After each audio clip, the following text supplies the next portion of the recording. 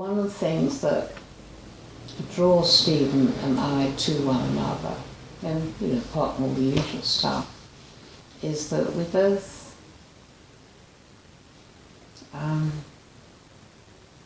we're really both drawn to political activism, and at one level there's an impulse of bugger the cost.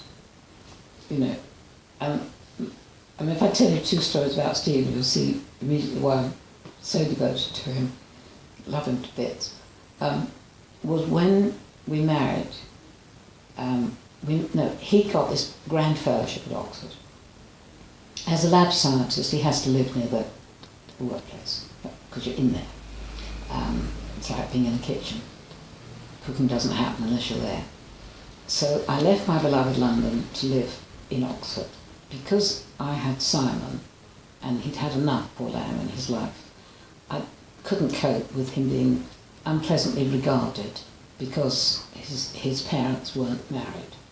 So we got married, and we went there, and Stephen was quite a bit younger than me, 3 years younger than me.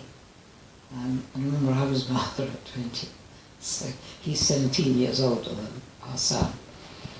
His boss was a very grand Nobel Prize winner, who took a very dim view of Stephen taking off from the lab at 3 o'clock, 2 days a week, in order to pick up Simon from nursery school. And Stephen explained that that was his share of childcare. Now, for this professor, you were married to the lab. Sort of your family was so far down there, and he was completely. Stephen just stood his ground and said, that's my obligation. So, and that led to him needing to leave that laboratory.